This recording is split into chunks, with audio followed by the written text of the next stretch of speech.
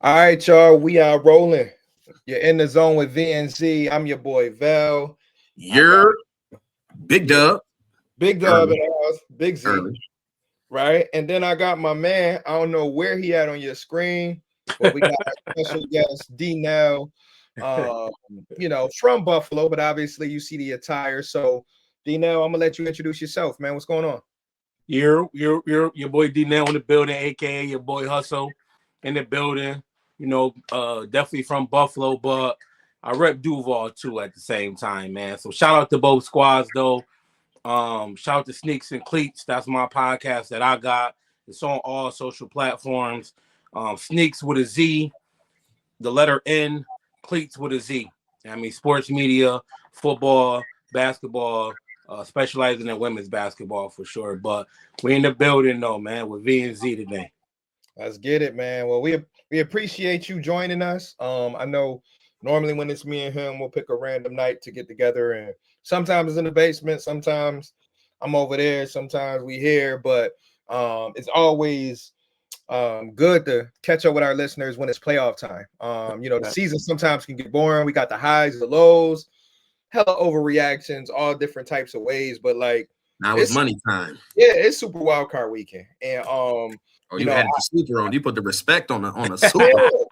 super. We got Super 17. wild card weekend. Okay. You know what I mean? So it's a match.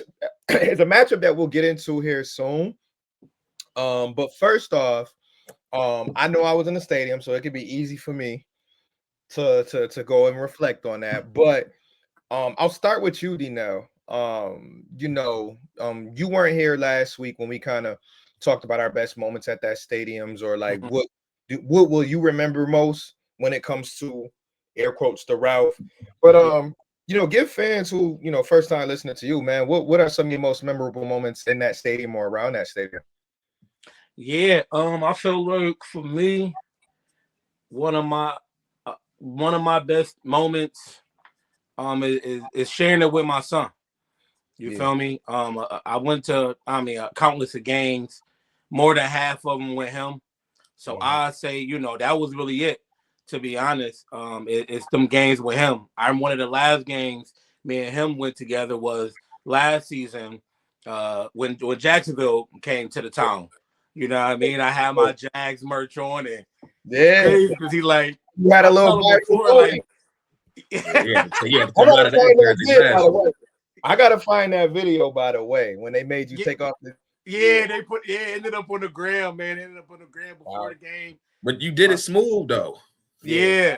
and was a good sport, and that's something that we'll dive into later, that when it comes to opposing fans and all that. But go ahead.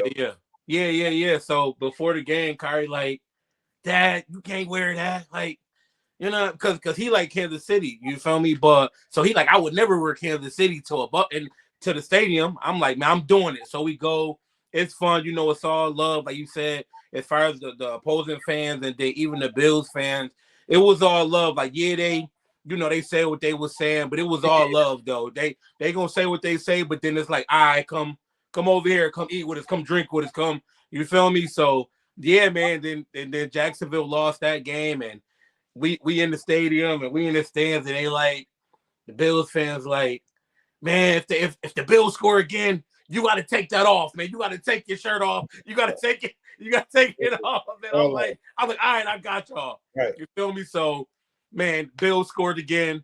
They hit me with the take it off, take it off, take it off. So, you feel me? Yeah. Then a couple days later, people tagging me and ended up on Instagram and all that. I ain't even know, but that was probably that was one of my greatest and one of my funnest moments. It was the Jags game, for real, I ain't gonna lie. Yeah, and I'm gonna try to find that clip, because now that we brought that up, it's really making me think, like, where was that? Well, that was 2024, right? Yeah, was last season. It was last season. Yeah, it was last season. Yeah. I'm gonna definitely find that joint, but I got it. I'll send it to you because I definitely got it. I got it. Yeah, no lie, tagging me like crazy. Yeah, because no BS, I might have been one of the people to send it to you, because I remember like we was I gotta favorite it. I found it. Okay, I'm sorry. I had to find it. No time. I had to find it. I'm like, that shit was not that long ago. But Right. no, I'm glad you shared that because I kind of told our listeners last week, my son went to a game with me and that was a dope experience. Yeah. Obviously, we went through our most memorable games and all that. New England, perfect game. Naeem Hines touchdown after DeMar Hamlin. Yeah. So Kickoff. Yeah. yeah. So and I'll say from y'all vantage point from home though, I'll ask you, Z. How was it? Oh, I forgot you was there too. We was at the tailgate and everything. Yeah, that's crazy. You know one, Val. It was one of those. It was one of those. I was in the stadium. Do you think I was gonna miss the last game at the stadium, fam? Come on, man. Nah. Oh, so I'll ask you then real quick then. How was your experience, man? In your section, the vibes before the game. I know me and you, we damn near was together for at least most of the tailgate. But how was your experience that day, man? Bro, I loved it. I mean, one thing that Buffalo has is the vibes, man. Pre-game, tailgate, it's all love, it's all family. It's really one place where you cannot know nobody and just walk by and somebody like, yo, come through, come take this drink, come take this shot, come grab some food. You need something? Like it's just that vibe, and it was like on steroids on Sunday. Like it was just all love. It was you can just feel it in the atmosphere, like people reminiscing on they favorite moments there. You got people all in their feelings. You got people crying, trying to remember, because again, for some people, it is emotional. It could have been a loved one that they're thinking about or missing in the moment. So everybody had their own different experiences about what that stadium meant to them. Right. So like just seeing all those different things and being in the stadium, like it was a little different just because the game was. Yeah, it was meaningless essentially. Yeah. Right. So like the energy was a little different during the game itself, but in the big moments things ramped up. But like even throughout the game when they just played random highlights or show random things, like you can just tell like everybody in the stadium was just ready to celebrate the team and the franchise and the stadium and just the moment. So like as the game got later and later, you felt it like building up to whatever that ending was. So like as it got to the end of the game and they started doing a little video montage, and you got the Google Dolls playing in the background. I said, "Oh, y'all boys trying to get people in their feelings out here." This boy's slipping. They tried. Yo, y'all trying to get boys caught up. Now, don't even bring them cameras this way, dog. Yo, hold on, I gotta pause you right there because that shit to me was kind of hilarious. Like the next day, like in the moment, I was kind of like, "Yo, they started playing like the slower music all fourth quarter." And I'm like, then I caught on the next day as I'm watching the videos of them showing the stands. And I'm thinking back to how that fourth quarter went. Because by the fourth quarter, I think most fans, no BS, not to hijack what you were saying, was like, it's cold. I'm ready to go. But I'm also taking in these last few moments. Yeah, barely anybody left. Right. In a game that's 35-0, by the fourth quarter, that stadium is damn near empty. Yeah, why we still here, but like no one wanted to leave because it's like, all right, something we gotta end this right. Yeah, and like I said, they did it great job, videos, and like I said, I don't even got to repeat much else. Obviously, get my point. I will say the production of that game was very strategic about how they decided to play music when they played certain things. Like you felt them kind of ramping up to something. And it's kind of like dope. And it had a Google Dolls playing, which is also, straight from Buffalo. Like it was all tied in together. Yeah. And to see that and, see the different memories that this stadium has been. I mean, the stadium been here 50 years. And to have the amount of different players here. And then you got players on the field watching the thing. I'm watching Trey, who is the beginning of this era of football, watching what was it's just like almost full circle. Like it's just dope. It was just a fire moment. Had the music, had the fireworks going off. Like it was amazing.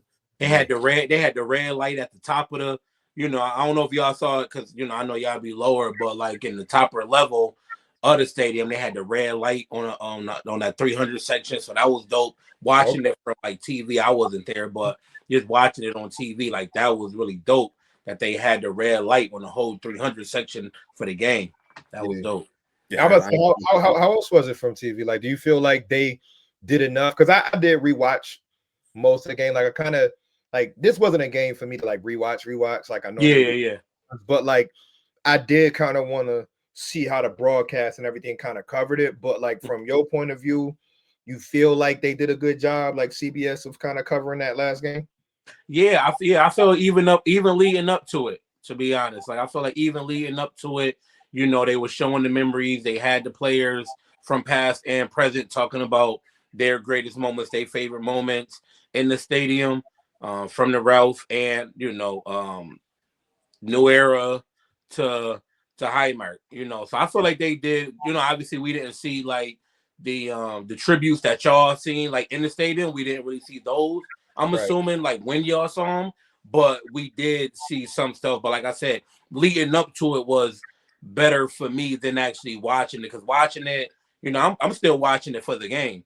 Yeah, the day, you feel me? So it's like once they said 35 zip, it's like, all right, bro, like all right, get ready for the playoffs. For real. But, like who we playing? Yeah, because you know that we ain't know until the end, till you know one of the last games is when we found out, you know, the matchups or whatever. So as far as during the game, I feel like for me it was more or less leading up to the game. Yeah, now I was really Yeah, I'm about to say if you watching that game, I don't expect if you at home to get in your feelings watching it. Yeah, more so it's like you said, the production that they put into speaking about it beforehand, the video that Bills putting out, the conversations that the analysts were having, and you know that's why I thought it was good that they had I think his name is Andrew Catalana, because he you know he normally called the Bills preseason games and shit like that, so he got a very close relationship with the Bills, calling their games and stuff like that. So you had him on the call. I think it was Charles Davis, who I love hearing him talk. And then I think McCourty, one of the McCourty twins. One of the McCourties was one of the McCourties was on there. Yeah. One of them ball-headed. I will say for me, like I felt like I'm not gonna get emotional over a stadium. Like it's just not me. Like I'm not gonna be crying when you got the joint across, but anyway, across the street, but it's across. I will say the moments that did catch me, because y'all know how the stadium is set up. You can't see shit when you in them corridors or in them shits. So like when I'm going to my seats is like, you know, when you finally get to the top of the steps is when you can actually see the field. And I'm like, damn, this is my last time walking through this tunnel to my seats. And that's when I was like, damn. And it's just kind of hit me a little bit like, damn, this really is the last time walking through this joint. And it's crazy. So like where I'm at, I'm right near where Vell's seats are, but just the other side of the end zone. So like 3-4 sections over. So where I'm at, when I'm coming down the stairs, I can see like the corner of the new stadium too. So I'm like, I'm walking out, seeing the old, and then I can still see the new. That's right across the street. So it's kind of just like, damn, this is it. Bittersweet. Yeah, it's that bittersweet. I'm like, damn. And then I just remember, like, yo, this is a trash stadium. It's fire at the same time when it comes to the visuals there, because like it's some great sight lines in there. Like it's a great place to watch a game. Yeah, that's it gives you that old school like it's like all high on steroids. Right. Because you know walking in is cold, you got brick. Like everything. Bro, what professional stadium got bleachers? Don't no one got bleachers. Yeah, I can't get no actual seat. Like cup holders, like cup holders that's been broken for like 20 years. Like cup holders, ain't no cup holders, dog. There's a couple of us. I ain't gonna hold you because the one dude he be reaching behind and put his joint in front of. Because I was almost about to check dude because he put his joint by Ev. He reached around, put his drink over there, and I'm looking like, why he put his drink over there? And I'm like, oh, he ain't got no. Yeah, that's crazy. Everyone's got cup holders. He ain't got no cup holder, so he using her cup holder. But we got a couple in my row. We had a couple. Oh yeah, because I would go to the spend my little $20 on my little drink, which is crazy. Then I was sitting right in front, so I had one in front of me. So but now I'll wrap it up. Flabbergasted that your boys got cup holders. We ain't got nothing in that section. That's crazy. But hold on, though. I will wrap it up by this, though. I burn the whole stadium down now. I'm actually tight. Y'all boys 3 sections over and got cup holders, and I don't. Knock the whole joint down tomorrow. Nah, you crazy.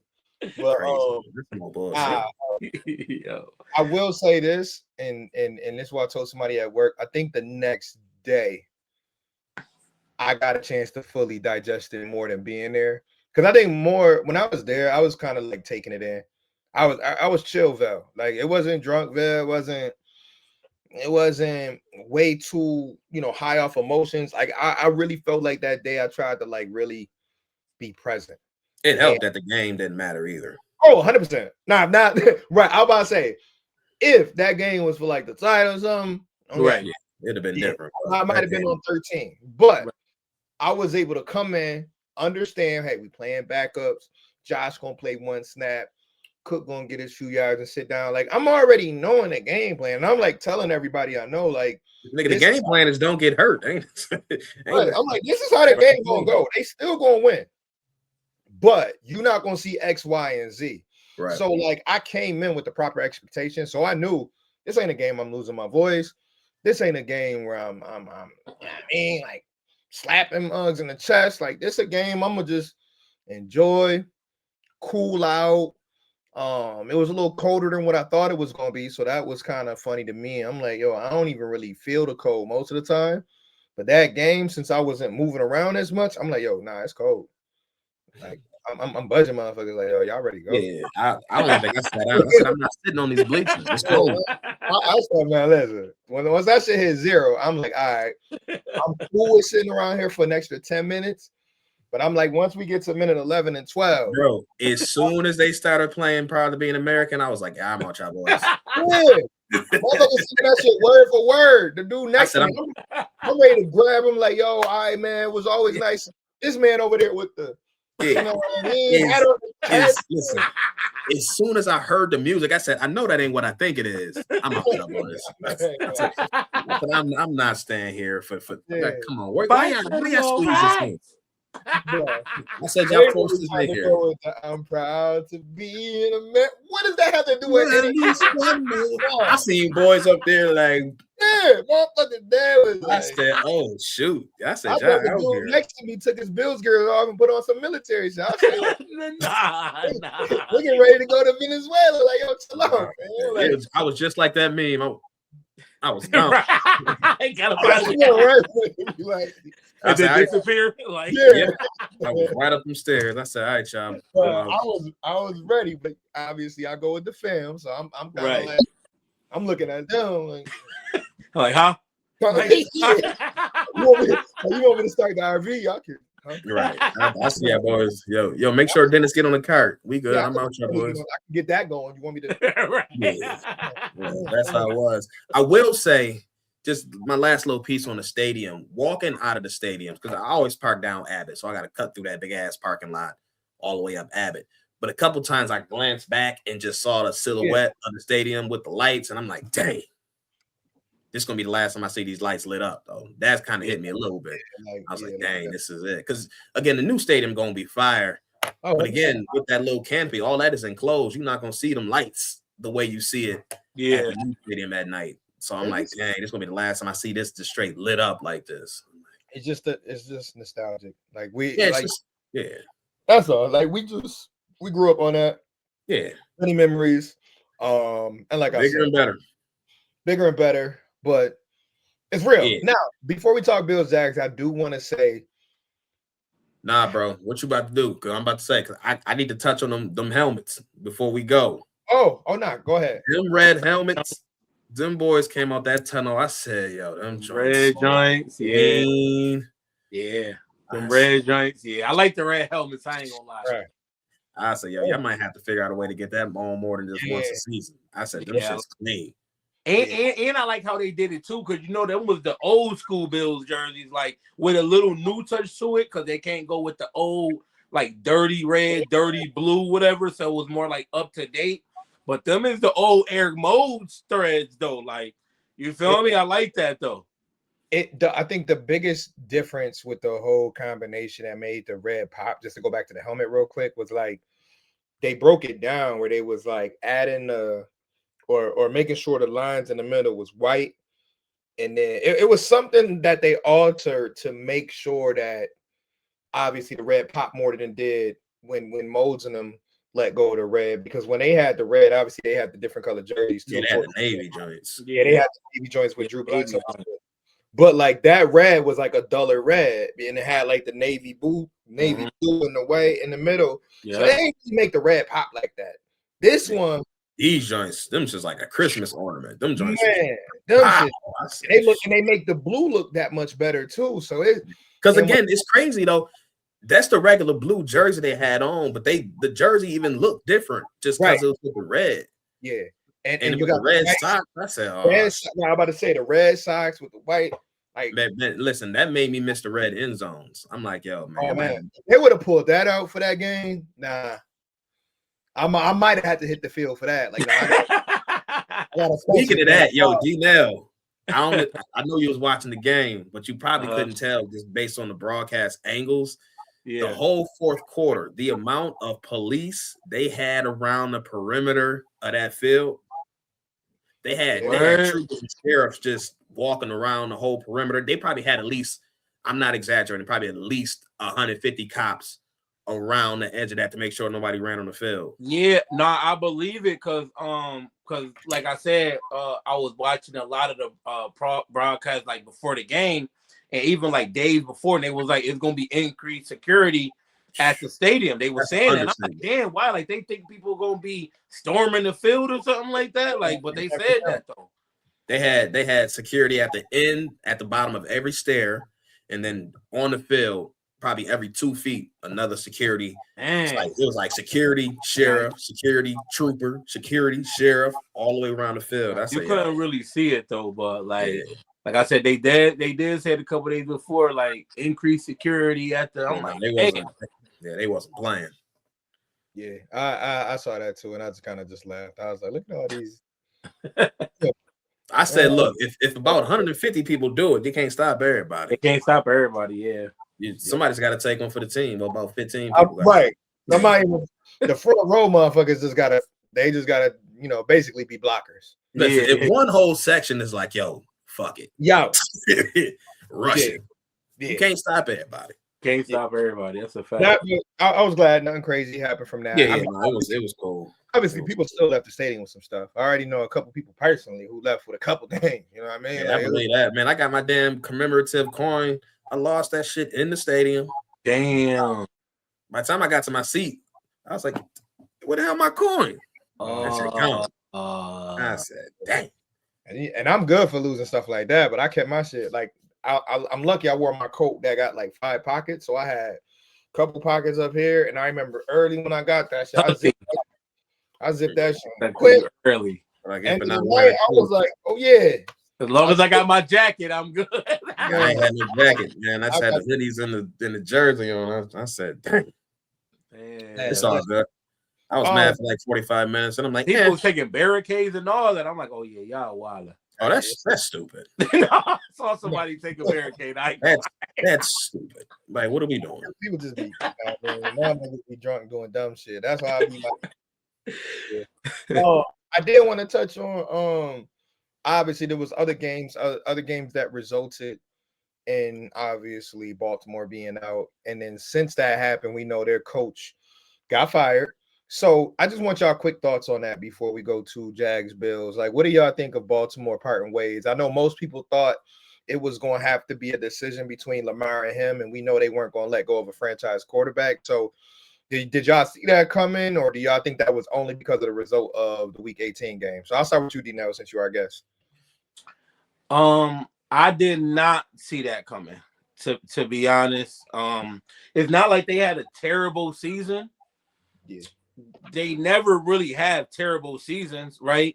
And you got to think Lamar missed what? I don't know, at least 3 games he missed. Right. So you got to think still hurt another 4 once he came back. Right, exactly. So and they still barely missed it. It took them to the last game to miss the playoffs.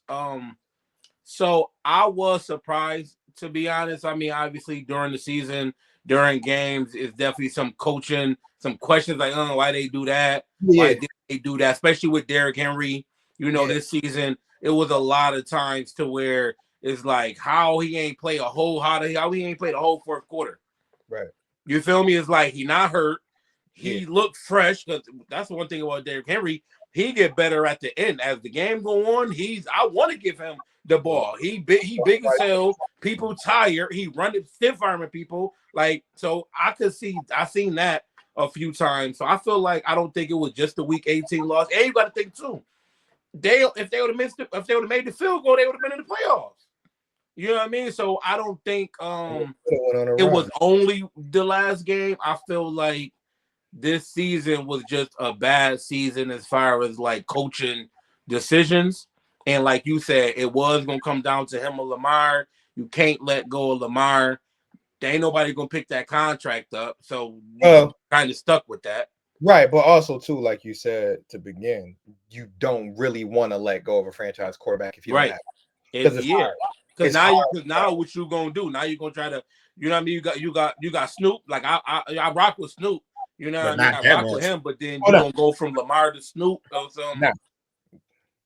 Yeah, exactly. You better off getting I was kind of surprised that it happened so fast, though. I would say that it happened so fast, but overall, I'm not too surprised, to be honest. Though. This motherfucker said before we even get the wild card weekend. Yeah, that's what I'm saying. Right after, after. Well, I mean, if you're gonna make the move, you might as well make it. You got to get your pick of the litter of the coaches. So, I mean, I will say, I'll say that game on Sunday night, that shit was on drugs. That last 4 or 5 minutes, I'm like, yo, what the hell? Yeah. First of all, y'all both have terrible defenses to have boys running. Yeah. Wide open. Like no one else is even in the frame. I said, y'all didn't even cover half the field. I say, yo, y'all tripping. And they're not even getting down Lamar. Lamar nice, but bro, you got two guys running straight at him, and y'all just let that man just step up and throw a bomb. Right. Yeah, I said, yo, these flowers wide open. Yeah, neither one of them deserve to win that game. But I'm just watching, like, who gonna win? It don't matter. Either way, I don't expect either one of those teams to make any impact in the playoffs. But when it comes to our ball itself, I feel like I saw the writing on the wall for a while now.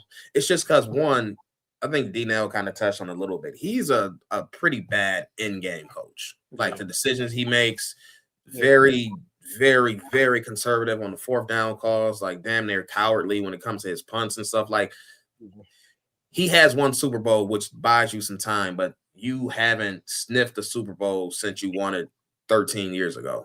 Right. Yeah.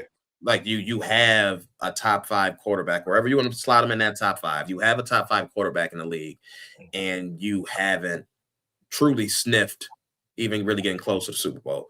So, after a certain point in time, like I think your time has just ran its course. And if he wasn't there 18 years, I feel like he wouldn't have been fired.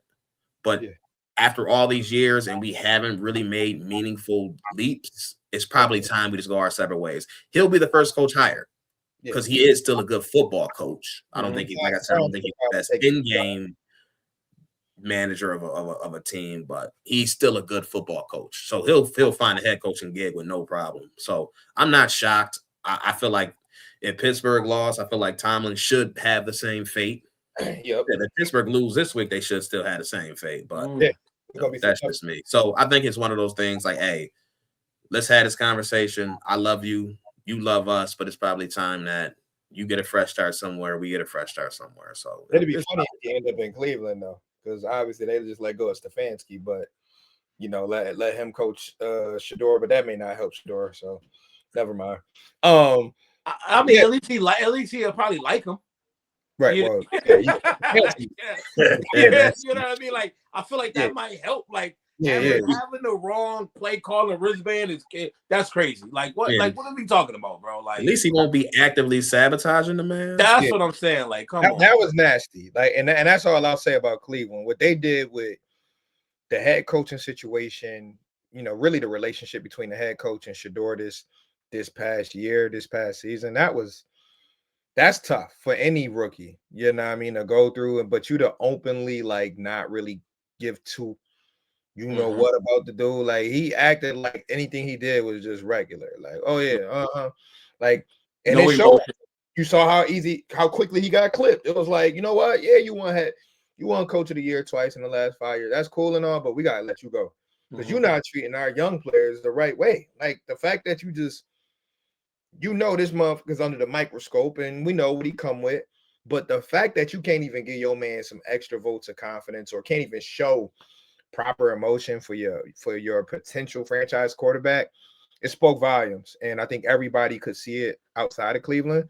So I could only imagine what it was in that building. Like there was probably some real tension in that building. I was about to say it was probably awkward, bro. Yeah, I couldn't imagine. But that's professional sports. Sometimes management coaches don't get on the same page. I mean, shit, look what's going on here. Like people trying to, create some extra tension between Bean and McDermott, which I still think they're pretty cool. It's just that with every head coaching GM or whatever, you won't go through periods where like you may not see things the same way.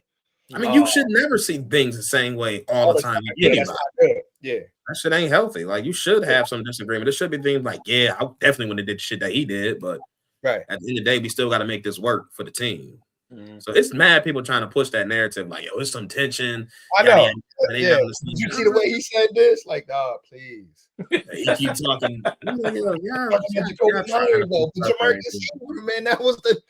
I'm like, listen, I like Jamarcus Ingram. I ain't gonna say I love him, but you're not gonna tell me that's the reason why these motherfuckers is beefing over Marcus Ingram. These boys have been working together for damn near 20 years. Yeah, this natural friendship, like they're just fine. Yeah. Shit, I talk shit about my own people too. I throw a motherfucker under the bus on. Yeah, what he did was dumb, but that's still my man's. But I ain't agree. But obviously McDermott not gonna say it like that. But I'm just saying, even if he didn't agree with how the whole Ingram situation played out with Darius Slay and all of that, like I don't know, just leave it alone. Anyway, I just saw a quick thing about that online, and I just was like shaking my head because I'm like, y'all be worried about the wrong stuff. Like we got a playoff game. So speaking of that though, like I always be fake looking at the time, but it's a big weekend. Out in Jacksonville on a big winning streak. I think what they had, D Nale, 7-8 games. One of those, right? 8 games, right? 8 games, yes, sir. Yeah.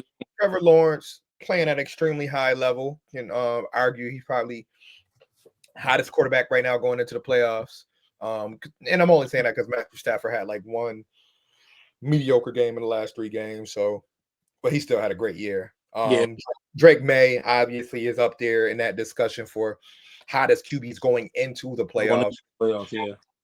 We know Josh Allen's resume speaks for itself, so I don't even got to talk about him being hot or not. It's simple fact that he going into the playoffs, and anytime that man put on a helmet, you got to strap up.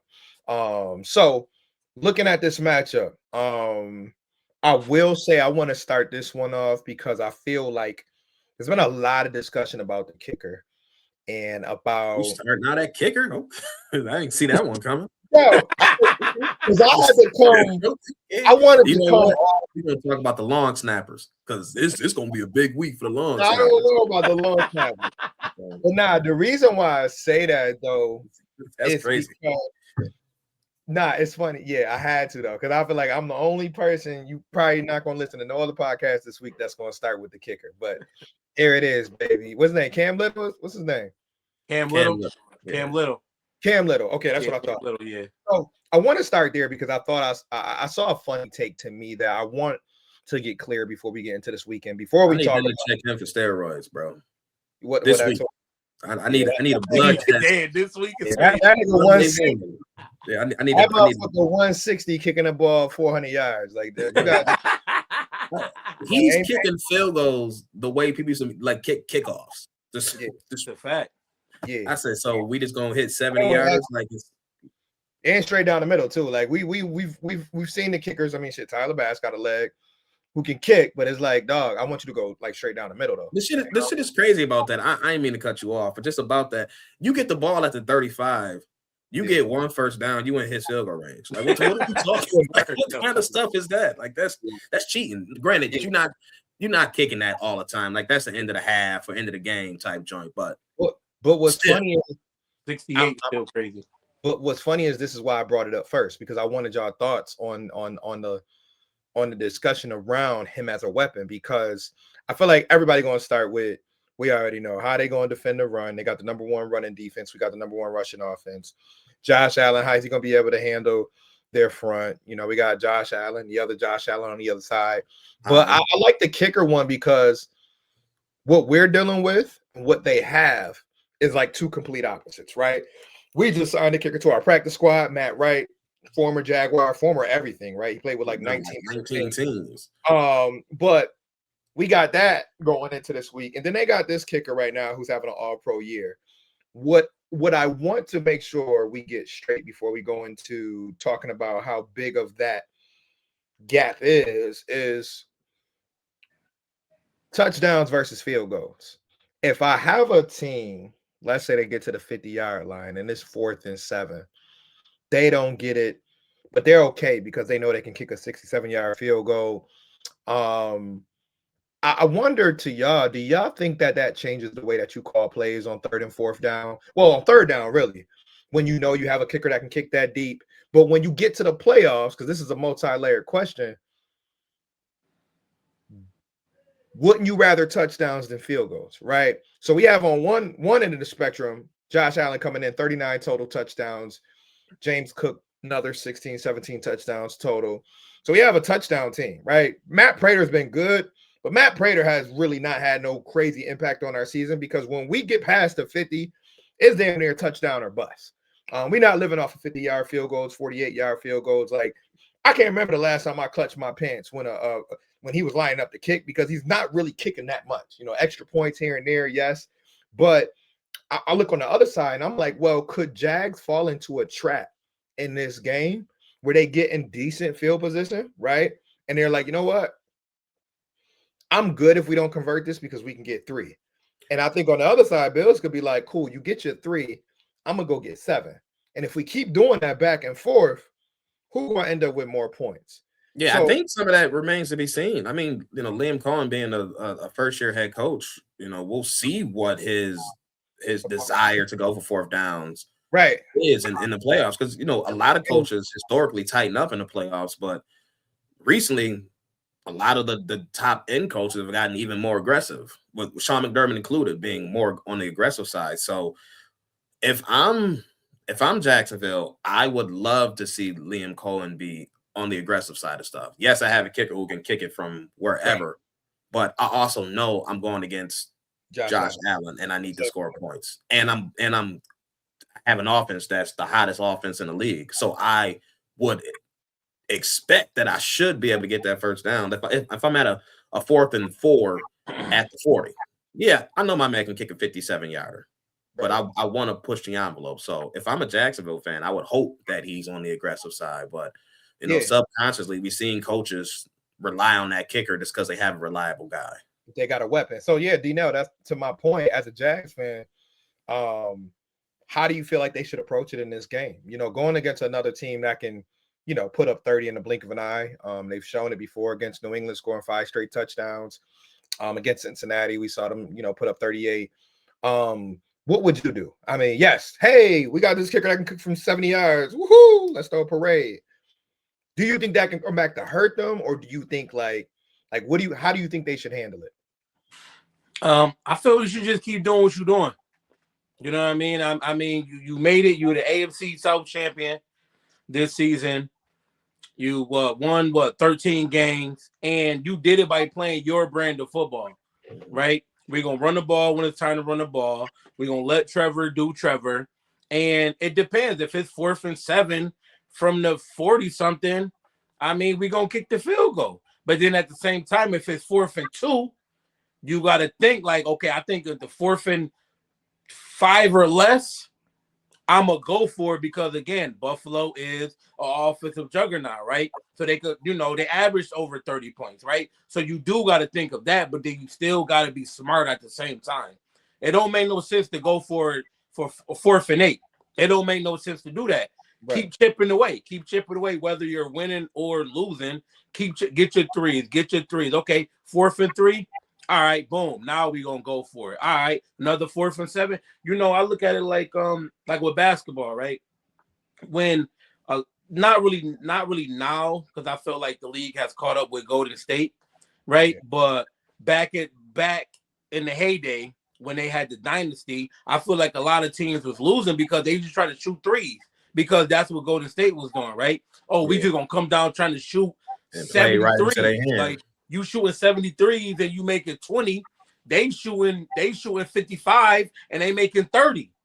You know what I mean? So I feel like that's what would happen, and I feel like that's what some teams can't do is they could try to go in a shootout rather than play a game. Just play a game, go with the flow, whatever's happening. But I'm definitely gonna take the 3 rather than just go for the first down, because you could go for the first down. You could not even really you could get the first down. You could come down, have a turnover. Like, damn, we should have just took the 3 points when we had the 3 points available. You know, so just go with the flow. 4th and 5 and less, go for it. 6 or more, kick the field goal. Yeah, and I'll say too, and just because you have a long leg doesn't mean you're gonna use it. Again, right. You got the 60+ yarders. You're not kicking that with 10 minutes left in the second. Right, exactly. That's a punt. But with 3 seconds left in the second quarter, right before halftime, yeah, you're gonna kick that field goal. But mid-game, that's not gonna be a kick. You know, exactly. You say do crazy kicks for last second. And NFL, anything short of 60 now is regular kicker range. So that's business as usual. But like them 60+, 62, 63, yeah, that's end of half, end of game. So I don't expect to see that unless it's last couple seconds and a half anyways. Yeah, because if you do that in the middle of the first quarter, middle of the second quarter, and you miss it, now they got the ball at 30. So I'm gonna ask y'all this real quick. Is the first drive of the game, it's 4th and 5 at the 50-yard line. You just gonna punt it? Oh no, I'm going for that. Well, I mean, in the playoff, I will go for it. I'm going for it because you think we talk about Jacksonville, right? Yeah, Jacksonville get the ball. Because you gotta think. Let's see what's gonna happen. We gonna figure this out. We gonna not figure their offense out, but we gonna put our defense. We gonna see what because now that's gonna help you dictate your calls going forward. So yeah, let's get this out the way the first quarter. See how our defense stack up against the offense, and really got to go from there. Because the thing is, I will say that's their one weapon is that most teams in that situation got 2 options. They have 3. You know, they can punt it, they can go for it, they can kick it. A field goal. Most teams got to either punt it or go for it. So I will say that's one of their advantages is once they get to that 50 and past that 50, they got 3 different choices they can really make within that first 10 yards once they get past the 50, where most teams I feel like is like, yo, we either going for it or we punting it. We'll take the timeout, back up 5 yards, we'll punt it, do whatever. But to me, I started there because I feel like it's one of the most hilarious kind of X factors of this whole game is like, how will they use that robot that they got at kicker? Kickers ain't gonna matter when all these teams scoring touchdowns. Well, that's what I'm saying. And that's why I think it's going to be fun because we don't know which version of the Bills offense we get in Sunday. Yeah. I mean, the thing I'll say, I'm not going to worry about it too much because Jacksonville, they haven't been relying on it. Like, they've been putting touchdowns up. Like, I mean, you don't score 30+ with field goals. And they've been doing that on the regular for 2 months now. So, yeah, I'm not too worried about what they're going to be doing because they're going to be playing to win. So, I expect them to not be conservative. I mean, if Cam Little was on Pittsburgh, all right, we know they kicking field goals every chance they get, but I don't expect that to be the case here. Nah, D Nale, I gotta ask you this real quick, and I'll let you ask a question as well, Cyrus. Biggest advantage for Jacksonville when they have the ball. What do you think is their best matchup that they got against our defense when they hit the field?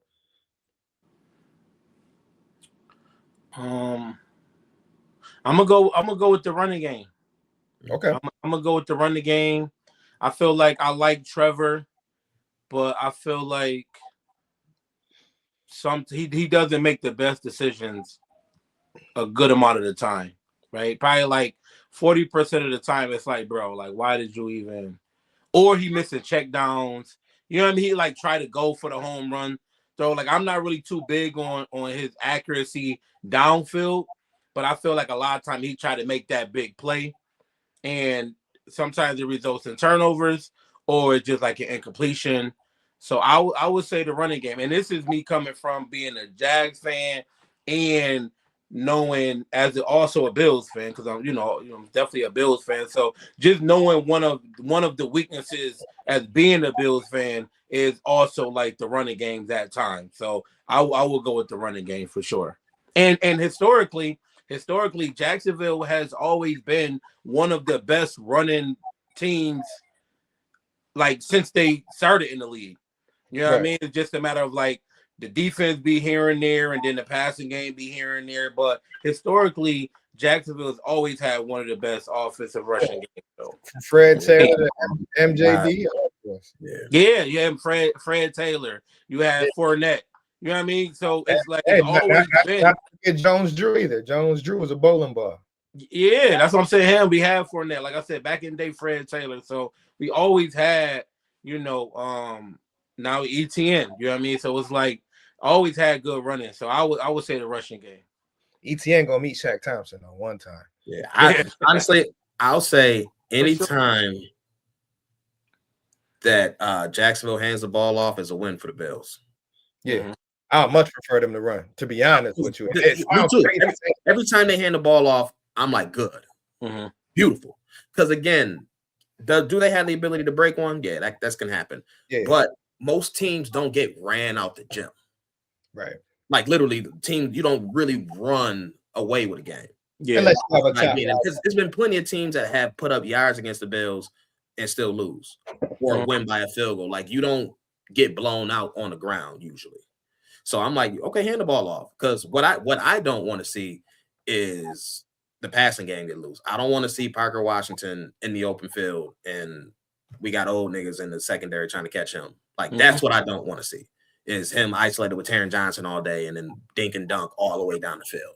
Because that scares me more than anything. Like watching Jacksonville offense is pass to the flat, quick out, pass to the flat, quick out. All of a sudden, somebody over the top. Like that is what I don't want to see. So if they hand the ball off to ETN, bad. Sign me up all day.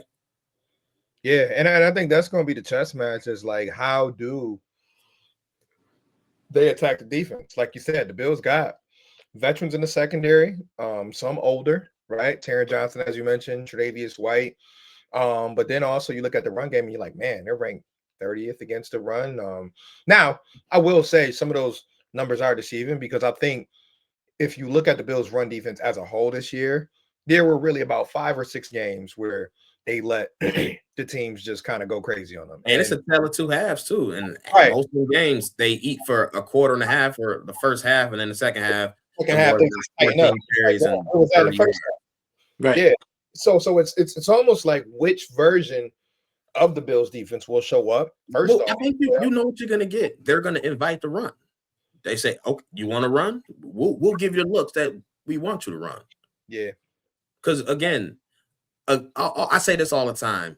What's a good running game? If you have 140 yards on the ground, most people say that's a good game on the ground. Right. You have 140 yards passing for the game. That's absolutely terrible.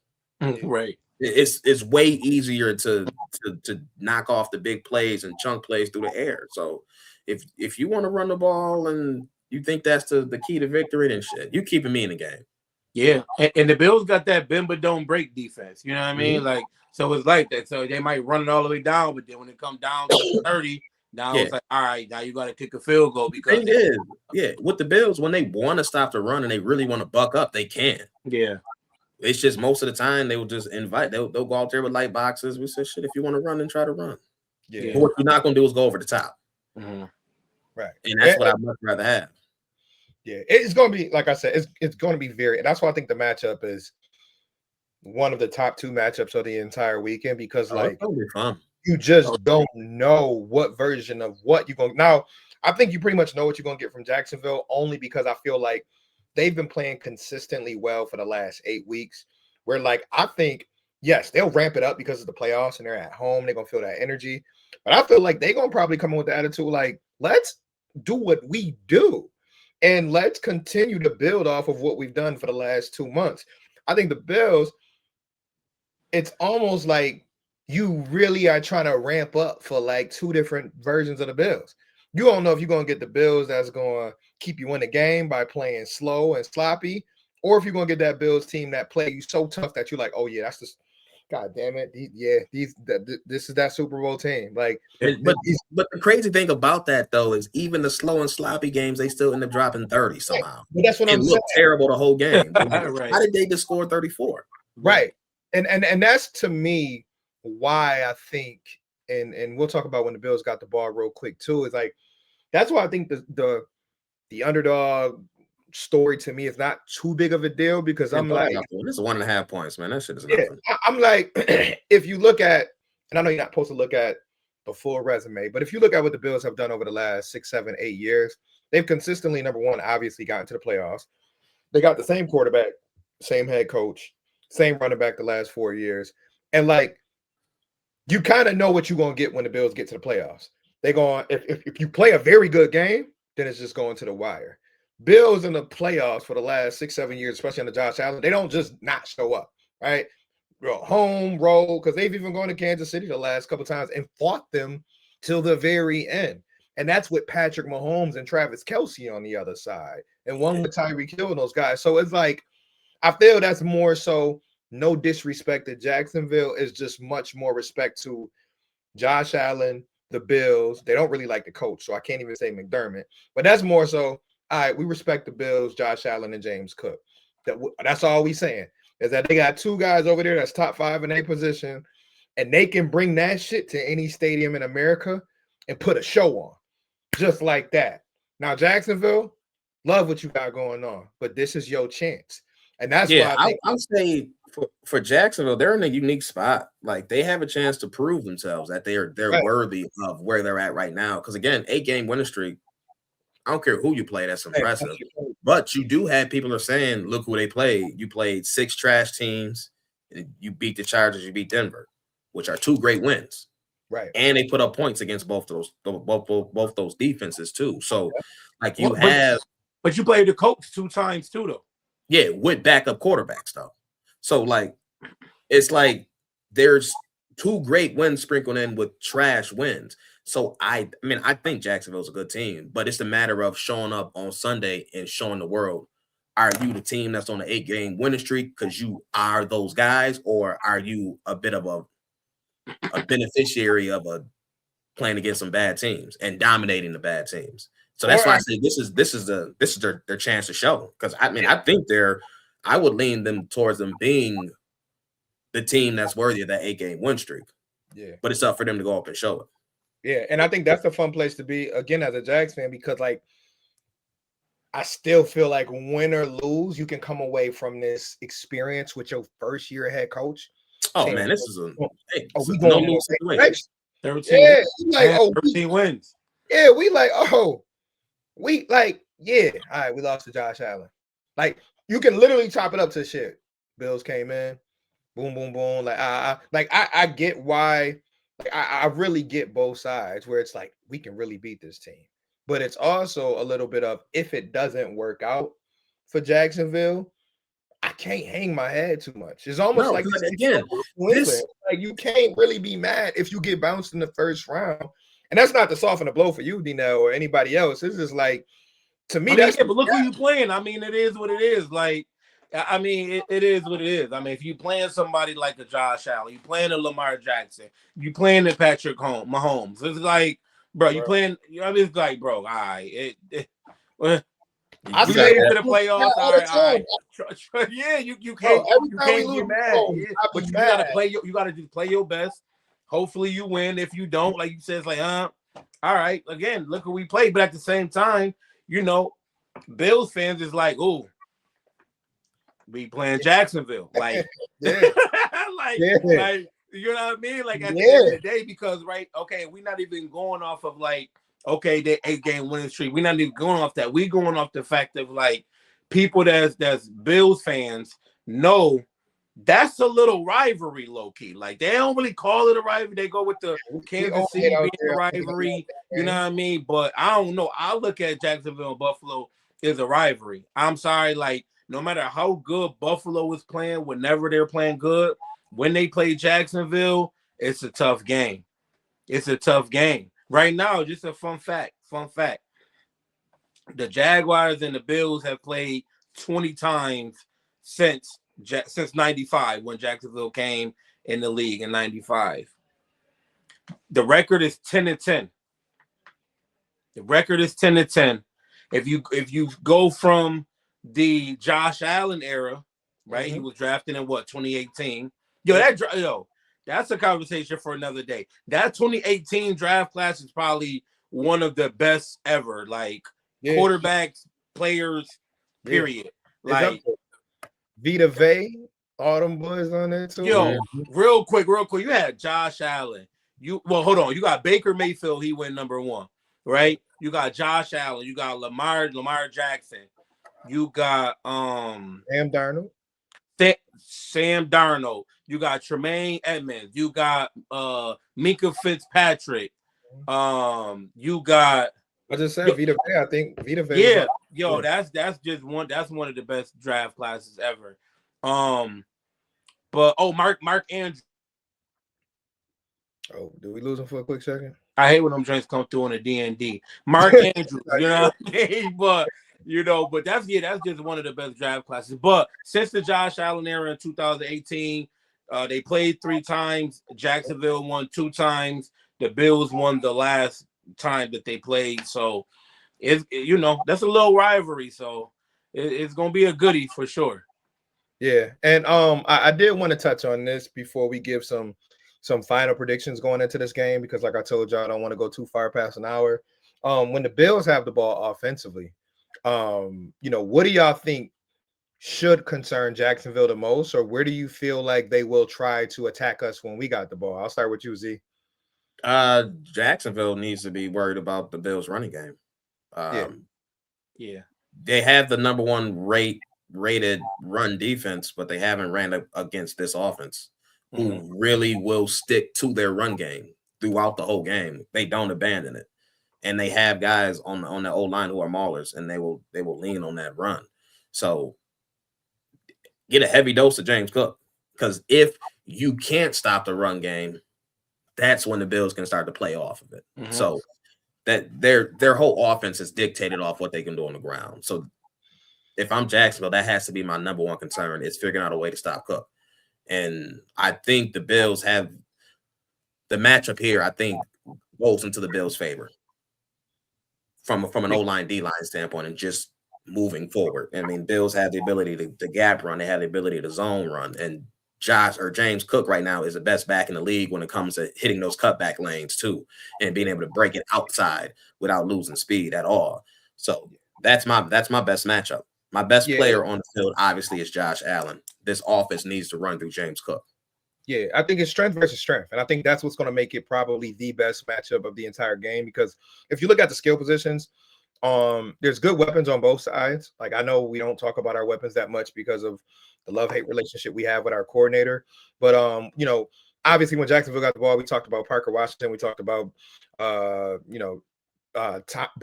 Thomas over there. We already know about ETN. When you look at when the Bills got the ball, what can Brandon Cooks bring down the field? Is Gabe Davis going to have a Gabe Davis game where he gets 4 or 5 catches for 80 yards? Or does tight ends and running backs, baby. Well, that's why I think really what I was going to get to is, like, if our run game can find a way to, have a decent day. I'm not even talking about like 200 yards. I'm talking if they can get James Cook going enough, and D Nale going to join us back in a minute. It looked like his technology went out for a second, but if we can get him going enough to where they creeping up and they really start to focus on that, I think our tight ends are going to eat. Whether it is Dawson Knox in the red zone, Dalton Kincaid between the 20s, because quiet is kept. When Kincaid is healthy and on the field, which I expect him to be for this playoffs, he is a big factor in their passing game. I know the numbers suggest that he was one of the top receiving weapons that we had in a short period of time. But, like, man, oh man, if we can find some form of run game against their strength, I really think, welcome back, D Nale. I really think that that's going to make the game that much more entertaining, because if you got both offenses kind of humming, intermediate, short, a little bit of deep action, because both teams can really do it. Both teams can cook in the intermediate game.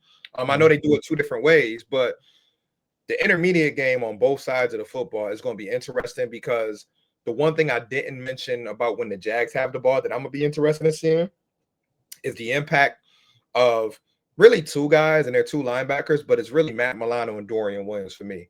I know what Shaq Thompson can bring going downhill and all of that. But I don't really think this is the best matchup for him. I still think he's gonna bring it. I still think he's gonna play well. This, to me, matchup wise, is more of a Matt Milano, Dorian Williams when it comes to covering space within that first 10 to 15 yards. Because what they got to do, from keeping their eyes on ETN and keeping their eyes on Trevor Lawrence, they have to be on point. And if they're reading their cues and they're firing, on all cylinders, with their ability and agility across that line of scrimmage, to me, that's going to play a big factor in what the Jags can do on first and second down. Because we all know if Milano get going and he's juiced up and he gets you on the first play, a tackle for a loss of 2, now we 2nd and 12. Passing down.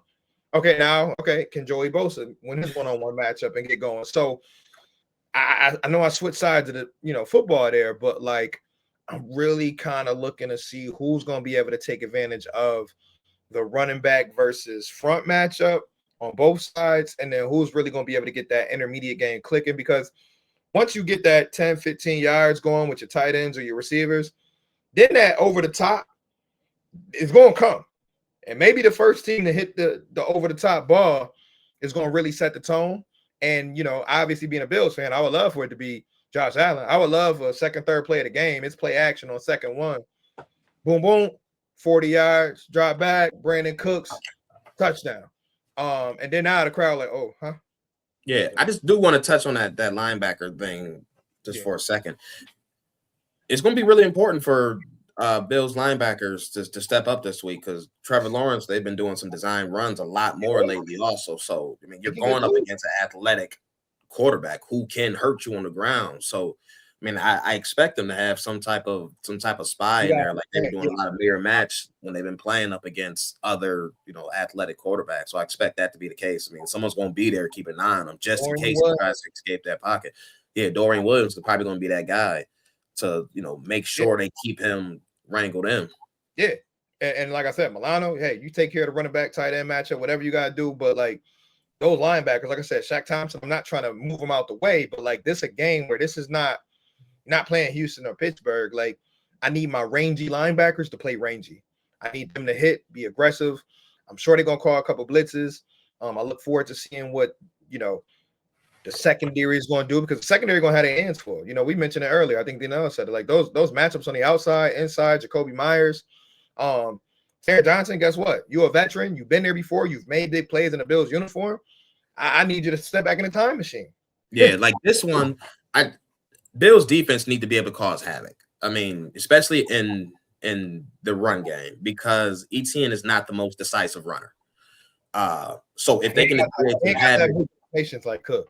Yeah, like that's not his game. That's not his style. I mean, he can find a hole when it's there, but if it gets a little muddy and he starts getting a little choppy with his feet, like same with like Saquon Barkley, like there's not the best vision. When it's there, they're gone. But if you can kind of just make it this messy and muddy back there, so that's why I'm looking for the Daquan Jones, the Deion Walkers, the TJ Sanders. They got to make it ugly. Like this is a game where you got to get there, get down, do your job, make it ugly. Greg Rousseau, AJ Epinesa holding the edges down. Like y'all got to step up. Like this is a game where y'all need to come correct, because you have to make this team one-dimensional. So finish my sentence real quick, Dino, before we give our prediction. The Jags advance to the second round if they blank. Cause turnovers. Okay. If Jacksonville could cause turnovers, which unfortunately we know, the Bills, Josh Allen, he has some turnovers sometimes. James Cook might 1 or 2. But if Jacksonville could cause some turnovers and capitalize on the turnovers, then they're going to have a better chance at winning. Yeah, I like that. And I think just to counter that, I think that's probably going to be top of the mind that they always mention. I mean, the Bills, one thing I tip my hat to them for, especially, wild card weekend / playoffs. And I know this is a little different because they're starting on the road for the first time in, 6 years. They do a pretty good job of actually controlling the tempo and taking care of the football in the playoffs. In the regular season, I've always said I hate the ups and downs of the regular season because they're going to play every year under McDermott, under Josh. They're giving you 4 or 5 sloppy games. Playoff Josh, a different animal. Right, where you just shake your head in that regular season stadium and you like, what the hell was Josh doing? then the Like, bro, playoffs. did you take a 26-yard sack? Yeah. and then the casual fans who only get to see that twice a year, they like, oh, that's the guy y'all be hyping up. Right. And then right. we get to the playoffs and he's sending 18 packing 42-10. They be like, so Yeah, right. He just got to switch. Like he just do like right. those. But he do that. He got that. He got but that. That's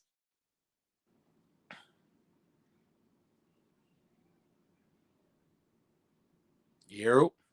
My man glitched out. I looked up, like, hold up.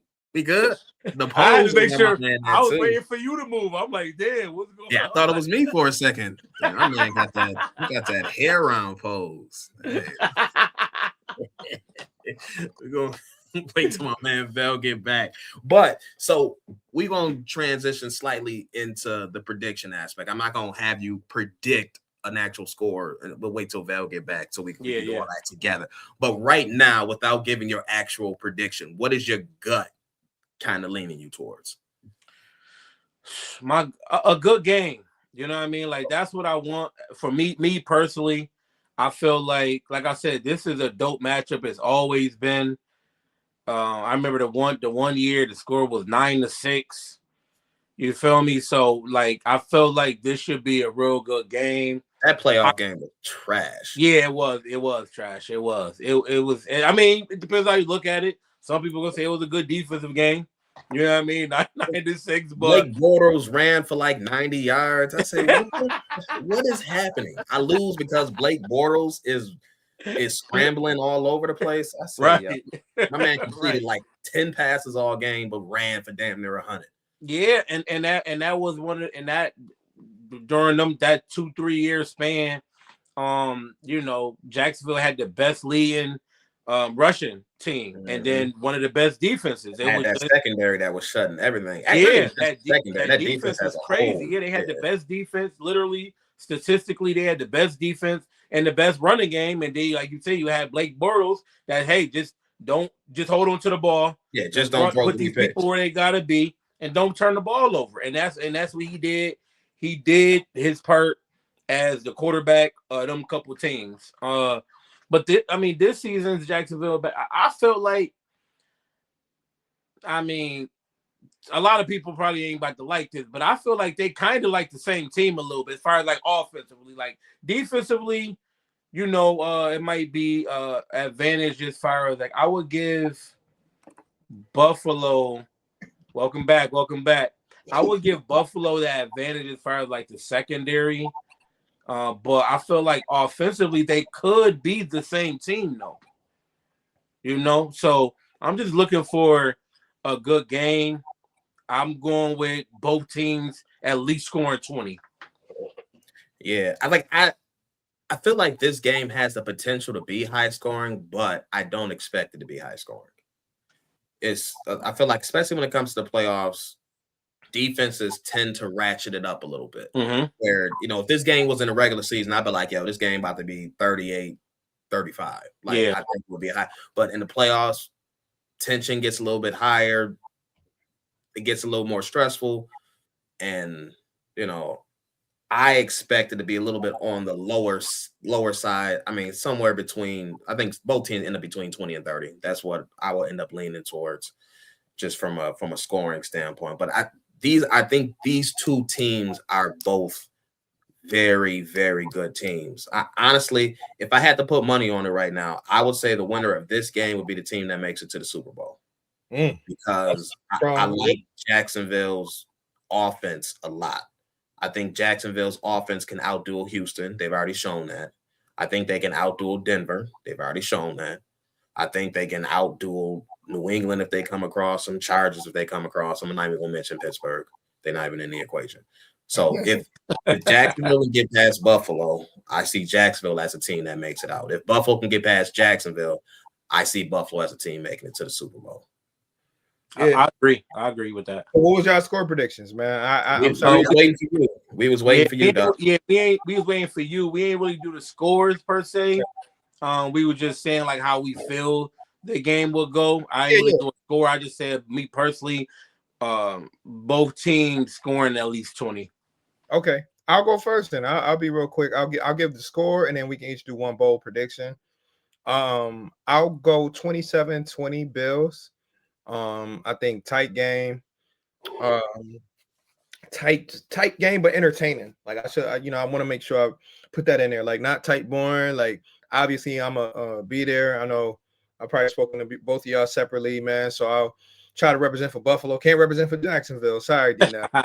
Cool. A couple of our people gonna be out there representing Jacksonville too. So yeah, I know the fam gonna be out there. Yeah, fam gonna be out there. So it's gonna be a lot of love, and I'm gonna stay out of trouble and all that good stuff. But it's gonna be fun. I'm expecting a lot of red, blue, and white still. You know what I mean? We travel to Florida. I mean, you got Buffalonians that live in Florida, that live down south, period. So they're gonna be trying to make that trip too.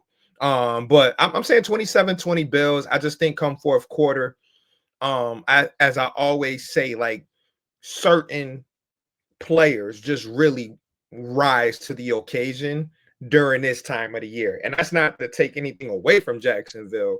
It's just Trevor Lawrence, ETN, Jacoby Myers, who's somehow become a legend lately. Like, these are very good players, right? Josh Allen and James Cook, when they get out there in that field, are going to be the two best players on that football field that day. So to me, my challenge as a Bills fans will be prove it, right? You've done it before in the playoffs. I mean, last year when they lost to Kansas City, I thought James Cook was damn near the best player on the field. I mean, that man, hell of an effort in the second half of that Chiefs game to keep the Bills in it. You know what I mean? It was a couple of times where he looked stopped short of goal line. He gave an extra effort, got him the lead and all that. Like James Cook was balling last year in the playoffs.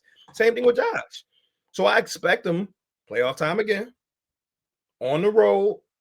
Hey, show me why you consider one of the top 3 or 4 quarterbacks of this generation, right? James Cook, show me why you the leading rusher in the league, even on days when you only get 17 carries, 14 carries, games you don't even see the ball damn near in the fourth quarter. So it's going to be a lot of fireworks. I think it's going to be a lot of tough calls, probably even for the refs. Like I hope the refs don't have to get involved. But my one bold prediction, I'll hurry up and go with this. It's gonna be a semi one on offense, one on defense. I got a Gabe Davis touchdown. All right. I think Gabe is gonna be active because the Bills just do shit like that. Good game, Dave. Yeah, I think you got Tony Romo on the call too, so he loves him some Gabe Davis. Him and Nance, they love Gabe Davis. So I think you get a Gabe Davis touchdown, and then on defense, I must say you get a Joey Bosa forced fumble and a sack. I think these are the games where, like, hey, back in March, April, you like, hey, we're going to get this kind of guy because come January, we need a closer. We need somebody that's going to be able to come from that blind side and make a play in a high-pressure situation. I also expect, good games from a couple guys in the secondary. I think some guys to watch because they are going to be a lot of balls thrown in the air, pause if needed, but Christian Benford and Cole Bishop, I expect those two to lead the charge in the secondary because they're going to need a couple of those guys in the secondary to step up. And it's going to be like, who's going to be willing to make a play? Who's going to dive in front of that ball to take it the other way? Because I think on both sides, both defenses will be trying to look for takeaways. I know Jacksonville's done a very good job over the winning streak of being efficient on offense and not really being careless. But the Bills, just like Jacksonville, are a very opportunistic defense. When it comes to forcing fumbles, when it comes to making plays in the fourth quarter, we saw that's how they beat Cincinnati. That's how they beat Baltimore earlier in the year.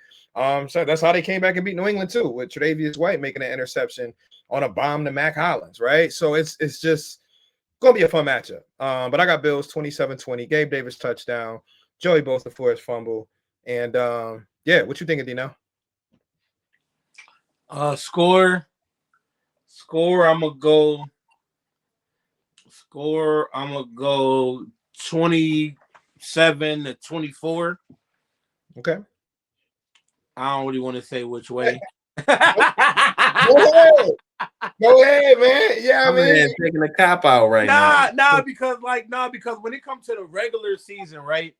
To keep it a buck, when it comes to the regular season, I want the Jags. When it's the regular season, when it comes to the playoffs, I just feel like, you feel me? Like It's a town, man. It's a town, man. You can say 27, 24 Bills. I get it. Yeah, you feel me? So he just can't say it. I hear you. I'm gonna go 24-27. I feel like my bold prediction is going to be BTJ with 2 receiving touchdowns. Okay. You know what I mean? I could see Brian Thomas Jr., you know, this being a game for him to where, you know, he might score. You know, you got in the red zone. He might catch one on a bomb or on the slant and just break it. Yeah. It happens. So I'm going to go with BTJ with 2 touchdowns, 2 receiving touchdowns. And then on the Bills side, a bold prediction. I don't know how bold it is, but I really don't got no bold predictions for the Bills, to be honest. I feel like the Bills is the Bills. We know what the Bills could do. So my bold prediction would be BTJ with the 2 receiving touchdowns and Trevor Lawrence with 300 passing yards. Oh, okay. All right, 300. Yeah. What you got, Lee? All right, Bills up. Next. Next. But no, but I got 28-24 Bills. Go prediction wise, we'll go parlay style. Got 100+ receiving yards for Dalton Kincaid. I got over 50 rushing yards for Josh Allen. And I would take under 45 rushing yards for ETN. Cutting it all the way down. Yeah, that's bold. Okay, I like it though. I like the parlay. You're gonna win some money on that parlay. If that was really a 3-legger, that'd be worth some money. But I get played this weekend. We'll see. Mike, so we had an hour 16, 17. So we done did what we had to do. I mean, I knew it was gonna be like that. Big game. Got my man D Nale on the pod, man. I just want to say, as we ended off, we're gonna be obviously keeping our eyes on all the other matchups. For sure. I know Z, you do a great job at the end normally of like running down like what's the, you know, ain't no normally about to do it right now. All right, we already 15 minutes past. I know you got it on your screen. So what you got for the game? All right, so look, we're gonna do it the same way we did it last week. No discussion, just who you think gonna win, just for the sake of time. First game of the week, we got Rams versus Carolina. Who we got? Rams. I don't even got to answer that one. No, hold on, pause. Did we ever follow up on how we did last week when we did that? But it don't matter now. We just did it for the division winners for the games for the division last week. So I think I said Pittsburgh last week though, right? Yeah. So I said Pittsburgh. You said Baltimore. I said Baltimore. You said Baltimore. I said Pittsburgh. Okay. I said San Francisco. You said Seattle. Okay. So you got that one right. And what was the other one? Carolina and Tampa. Yeah, and I think I said Carolina. I got that one wrong. So. I know. Yeah, it is what that division. So anyway, go ahead. Keep going, man. All right. So Green Bay, Chicago. Green Bay. Oh no, Chicago. I was about to say I got Chicago. Go Chicago. I got Chicago as well. So obviously we did our Buffalo, Jacksonville, San Francisco, Philly. I'm going San Fran. I want to say San Fran because I don't like Philly, but that's tough. It is tough. Brock Purdy playing too. It's tough. No discussion, Val. Make your choice, man. San Fran with the upset. Woo. San Francisco as well. They're a better team. Yeah. Los Angeles Chargers, New England Patriots. Ooh, I hate this game. Me too. I'm going to New England. Yeah. Chargers. Yeah, my heart wants to say Chargers. Okay. But I want to say Chargers. I said no discussion. So hear me out. New England. I got Chargers for this one. I wouldn't pick Chargers against anybody else because their O-line is in shambles with both their starting tackles out for the year and another interior guy out as well. New England does not rush the passer good. If Chargers have time and Herbert has time to drop back and pass, Chargers will win the game. Plus, Harbaugh might do it for his brother. I'm going Chargers. Harbaugh might be so pissed off, like, nah, that AFC. I'm about to run it up. Right. Last but not least, Houston at Pittsburgh. Houston. Yeah, H-Town all day. Yeah, Pittsburgh, they snuck by, and I was like, God gonna be like, all right. I let you do that. Yeah, I gave you the one. I gave you the one. Trash at the end of the game, just beating his chest and shit. I said, "Nigga, you trash, man." Giving the kiss. My man said, "I'm here for another year. I'm here for another year." Right. That's exactly what he said. He said, "That's another $4 million, baby." But I said, like I said, real quick, I don't be closing out, but I said that's the game Tomlin wins. Like I told somebody that. I'm like, it can have it be the weirdest games where you like, wow, they shouldn't win, and then he'll win it, and they'll win it, and then They had a priest out there pouring holy water on the field before the game. The same, and it was the same end zone he missed that field goal on too.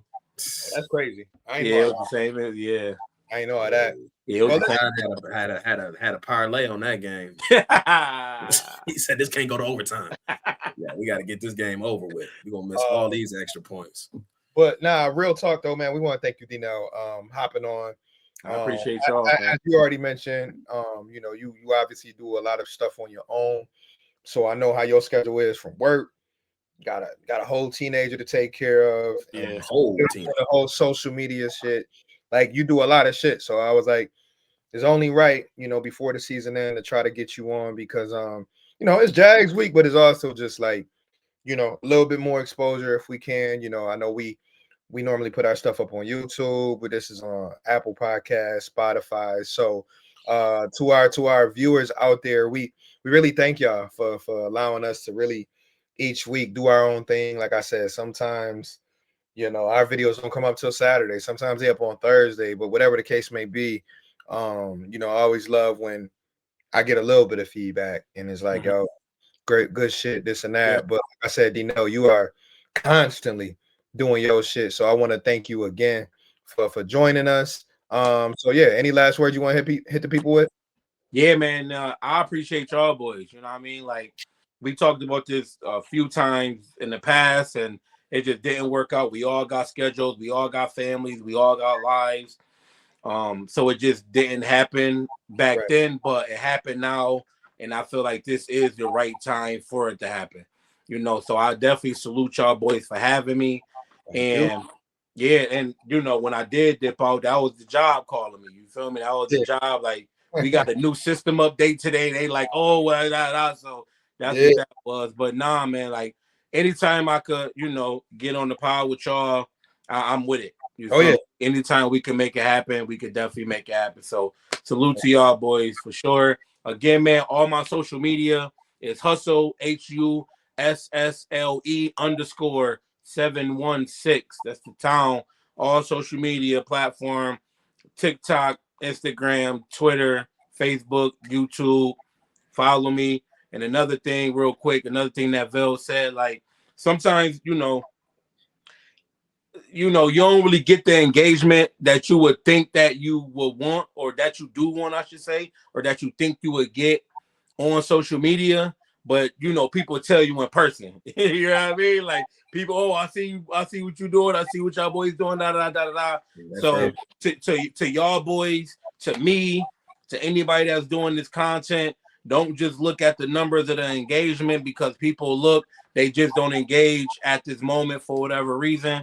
But they still watch, man. So just keep going, man. Yeah, keep going. I like that. Z? Listen, hey, I just try to get this dub. All that, I don't care about all that. Listen, man, we're eating dubs this week.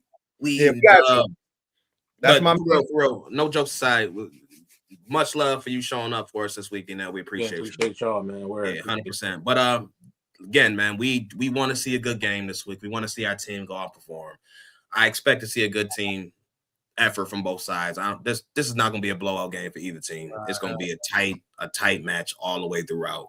But I will say, anybody traveling down to the game, traveling mercies to y'all, Vel, you and the fam, safe travels down. Yes, sir, man. Represent.